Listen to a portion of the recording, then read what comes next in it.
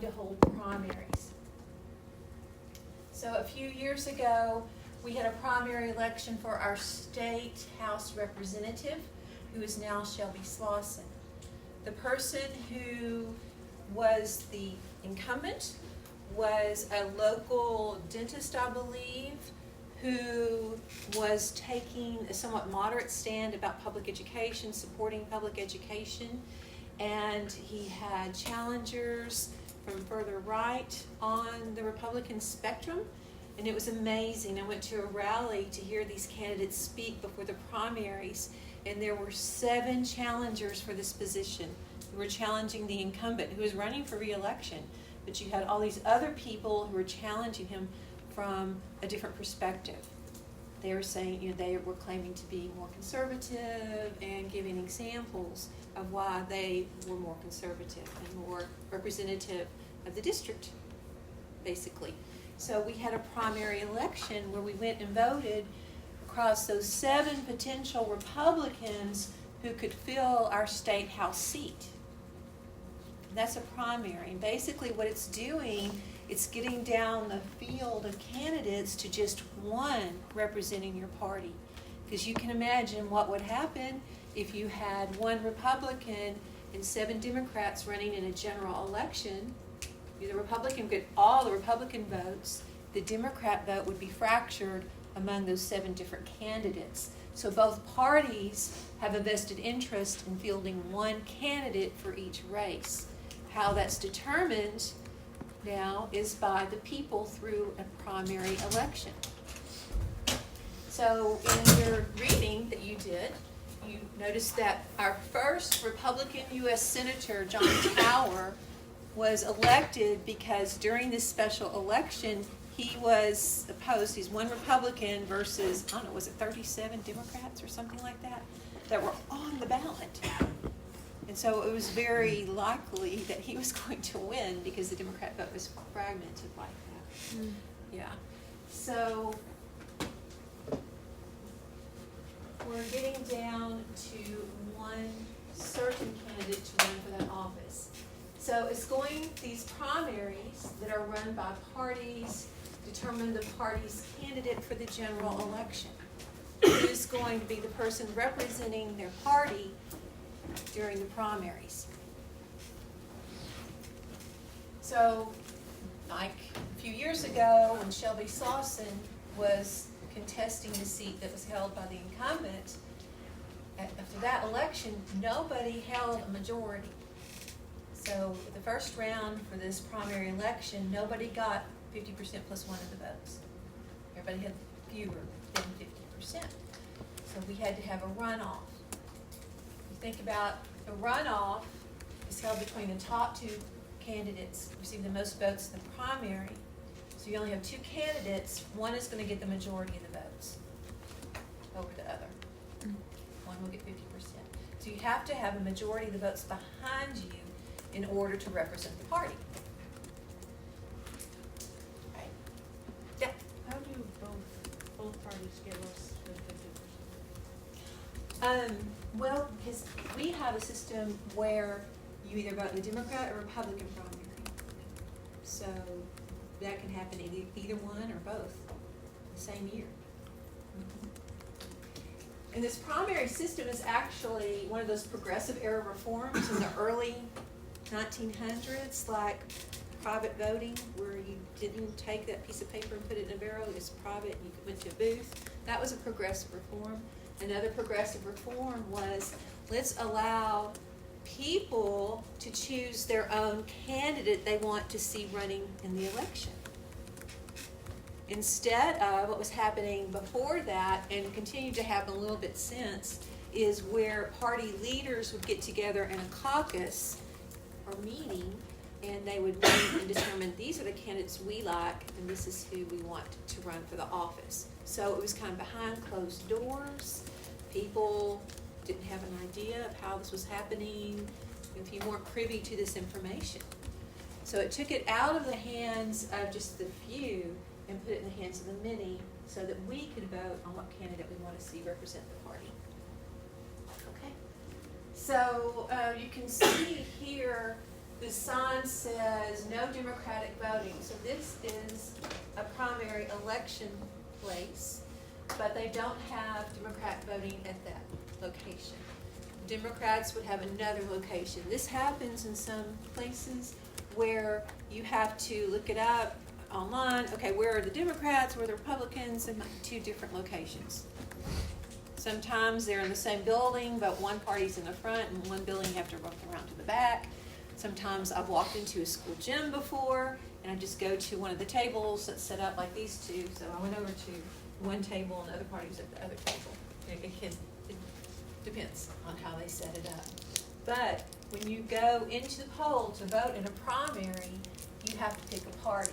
Now, some states require their voters to declare their party when they register to vote. They have to put it on the registration card what party they support. So they're limited to voting in those primaries. Did y'all put down your party on your registration? Nope. No, we don't have that exactly. In an open primary, the voters do not have to declare a party, and they will have members of both parties on the ballot. They can vote for either one. It's open. Here in Texas, we have a semi-open primary. Semi-open. It's not closed because we don't have to declare a party, but once we get to the polls, we have to choose a ballot, either the Republican or the Democratic slate of candidates, and then we vote for them. Okay. So, go ahead. What was the second link I missed? This one? Yes, ma'am. That is a runoff primary. Excuse me, I didn't say that word. Sorry. That's okay. No, thank you. I forgot to say that. It's a runoff primary.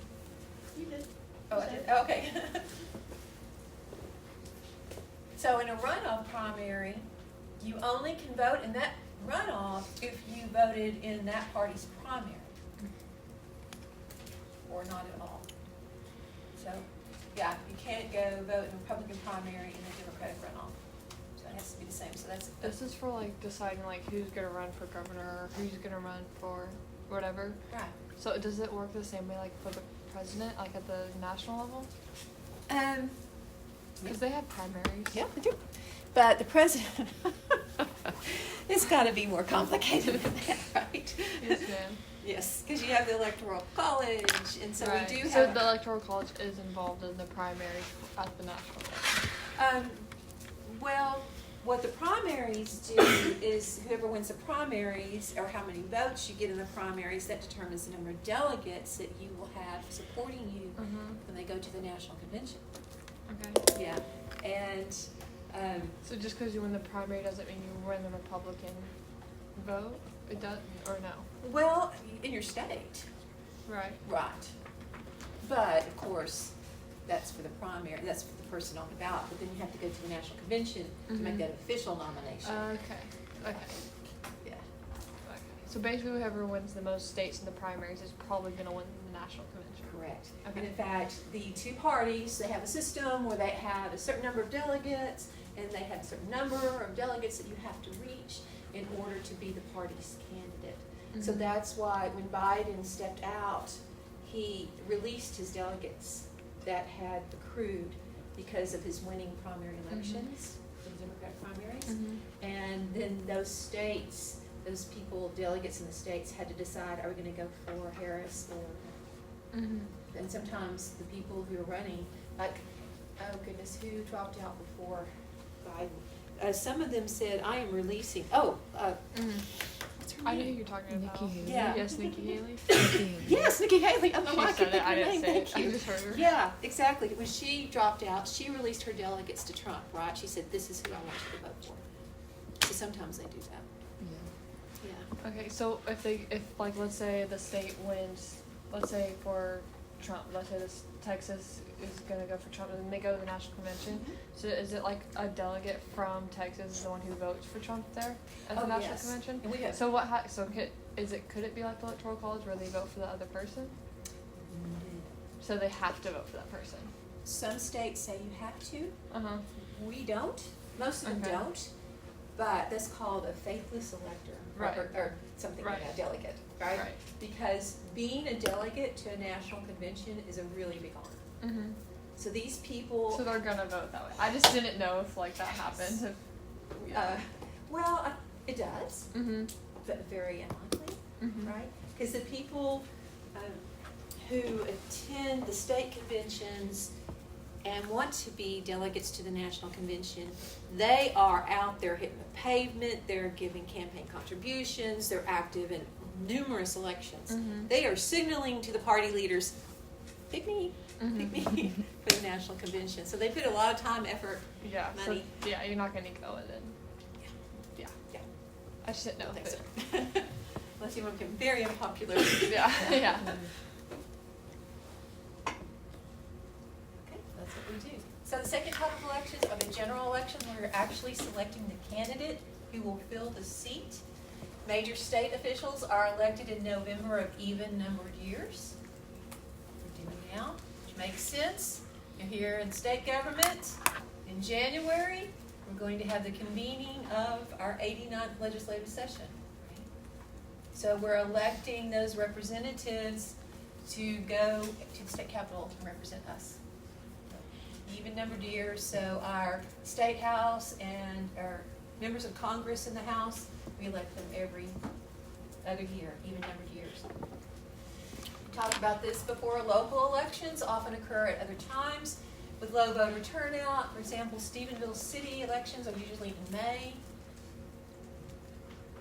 And then special elections can be called at any time. So special elections are those not held on a regularly scheduled basis. The Texas legislature will set the date, and those include filling vacancies in offices, loans. We're going to issue a bond. It has to be approved by voters. And that can be different months. And then constitutional amendments. Remember, we have to vote for those. Yes or no?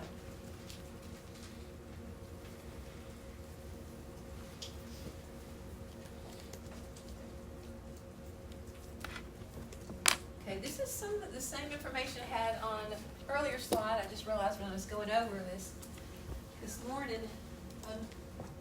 So early voting was expanded to 17 days. Locations are central for early voting. That's how it's been before. You go down to the courthouse. What would be this blank? Mail-in ballots, another word for that? Starts with an A. Absentee. Absentee voting. You have to be eligible, we talked about that. You have to apply for the ballot 2 weeks before election, and you have to send in your ballot postmarked by election day.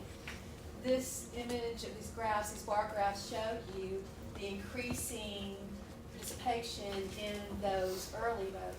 So the light green is the number of people who are voting, using early voting to cast their ballots in gubernatorial elections. So over time, more and more people are using that, which does add more cost to the campaigns, and to the elections themselves. College students must choose to register at home or campus address, like that. Okay, so the goal, of course, we're going to talk about this next week. Political parties' primary goal is to win. Right? So the candidates who are participating in these elections, they want to win, and we see for voters, name recognition and incumbency are huge, and also party identification will help us choose who to vote for. Elections are primarily run, campaigns are primarily run by the candidate with party support. They're very expensive. We talked about this before, right? Remember, statewide candidates need to raise over $20 million to be a viable candidate to distribute information across this big state. In particular, do you remember the judicial office that needed to raise that much money?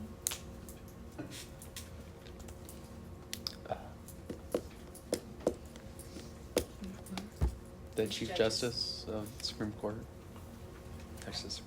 Very good. Yeah, those highest court, Supreme Court Texas justices, yep, they need to raise a big state, and get their name out there. Media ads, single biggest expense. So we talked about, campaign finance. Texas is the Wild West.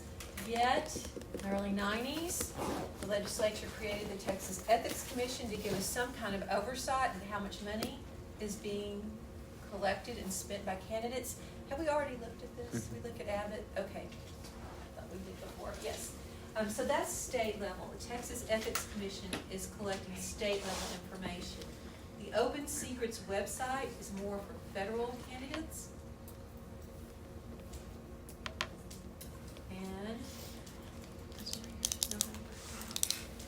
you can look around to see how are they doing. For our Senate race this year, Ted Cruz and Colin Allred, pretty close to the amount raised, although Cruz has the advantage there. And you can look in particular and see their campaign finance summary. So he's raised over $84 million, spent over $75 million. It's interesting to see the top contributor, the American Israel Public Affairs Committee. It's the largest contributor, then the Senate Conservatives Fund, and so on. And you can see who is contributing to his campaign. If financial institutions gave over $1 million, and so on and so forth. So I think oil and gas, over $1 million for him as well. Colin, red.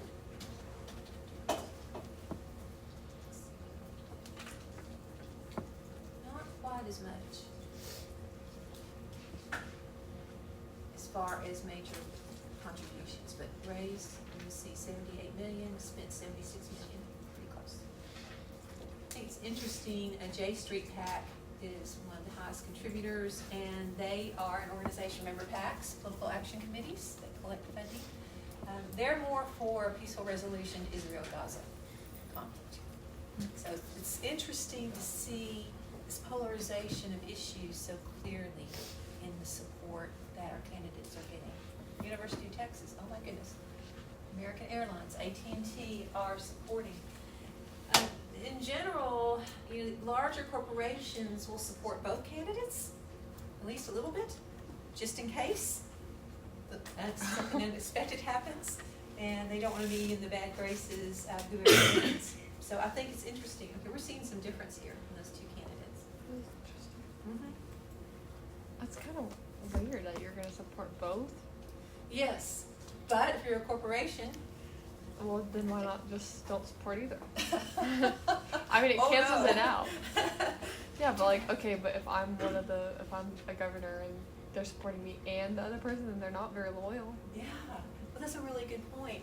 But right now, in Congress anyway, the majority is flipping in Congress so much. We don't have just this steady majority party like we used to do.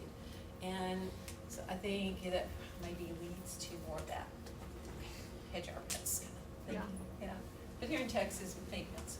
Yeah. Okay, so that is the end of the information. I haven't updated the questions. Let me see what time it is. Oh, we've got time. So the questions that I had for discussion this week have to do with election integrity. And I forget. Not bring my marker. All right, so two sides of election integrity are voter protection or voter suppression.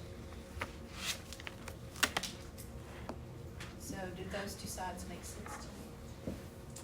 Voter protection or voter suppression? Yeah? Okay. So think about what we covered in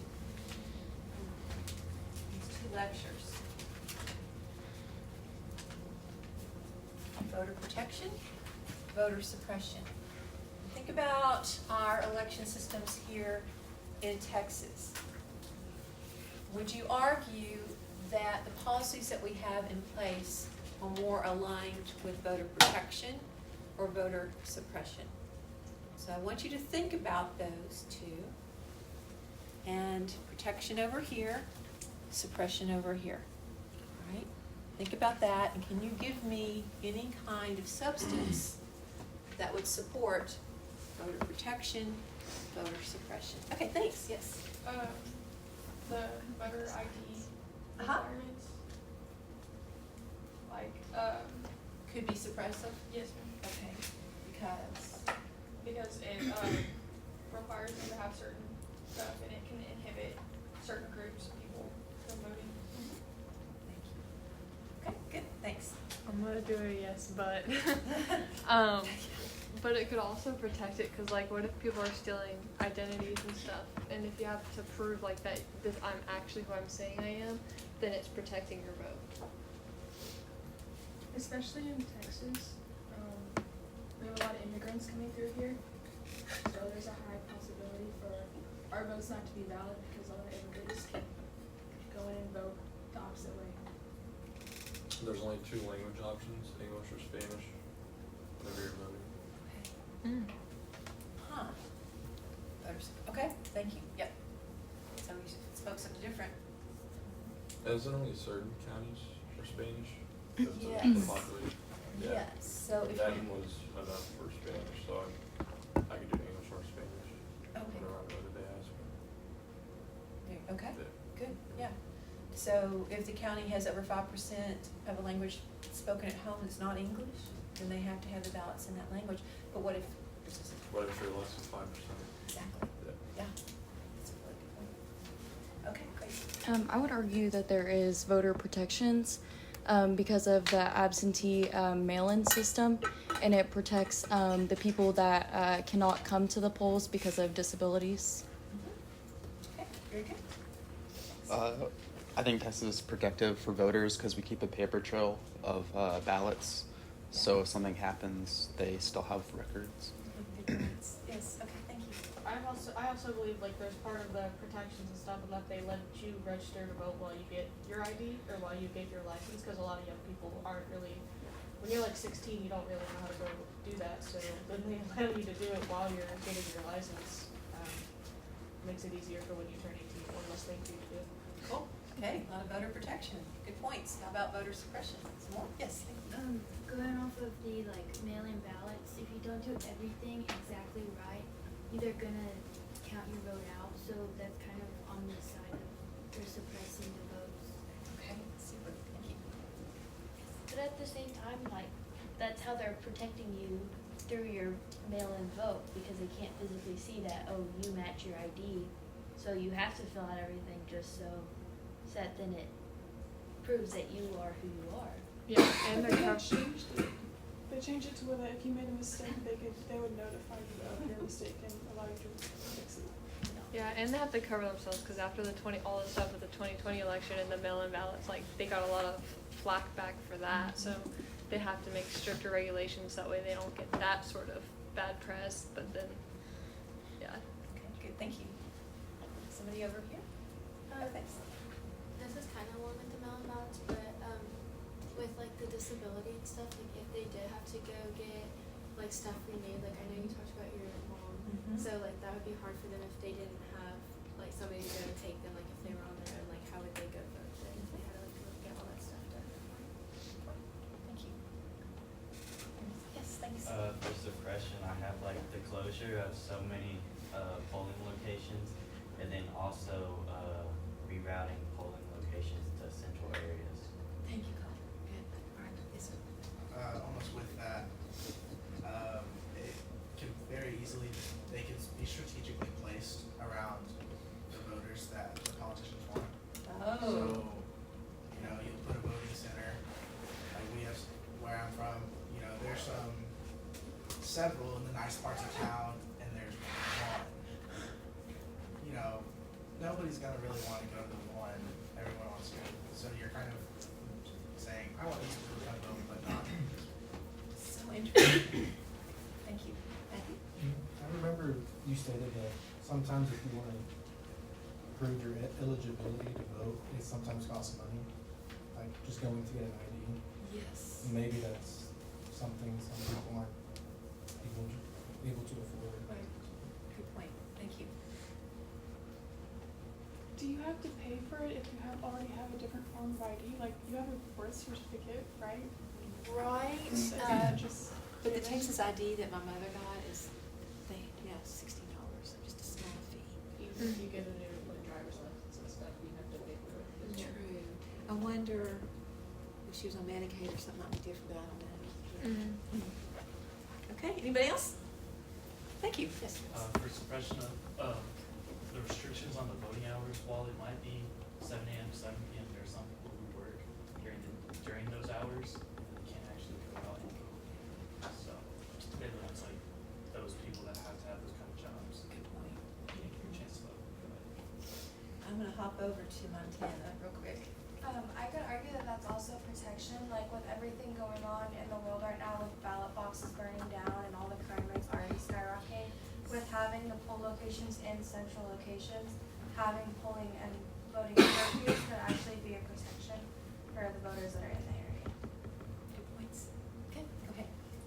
Oh, didn't they also say that even if you couldn't provide some sort of valid ID form, you could also provide a valid utility bill Right. or something showing that you did you lived, that you could provide some sort of rent statement as well. So that would mean, you know, you wouldn't necessarily have to go get a new ID card. So like that wouldn't provide that extra financial stress there as well. So that would be an extra voter for protection. Yeah. That and going back to like the curfews, there's also early voting, so you have like 2 weeks prior. So surely you could find a day where you're off or where you can get over there. And there's a Saturday in there too. Yeah. Or mail-in ballots. Yeah. And I guess those mail-in ballots also help protect, like, you know, with all the ballots burning down and all the riots going on right now. Because that also helps protect voters, because then they don't have to. Good point. Good. Okay. Anybody else? There's a few left. Okay, y'all are amazing, so thank you for remembering all those points. We're going to move over to something different. I want you to tear off a sheet of paper that I'm trying to get rid of. You're going to be writing on it for our next activity. And also I'm going to move over here to our check-in. I know. So y'all grab a sheet of paper and then also check in for attendance. And then I'll be back soon.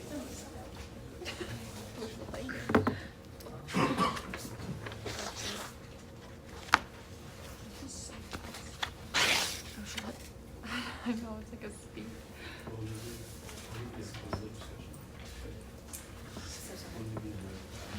Way too much work. Got the second part.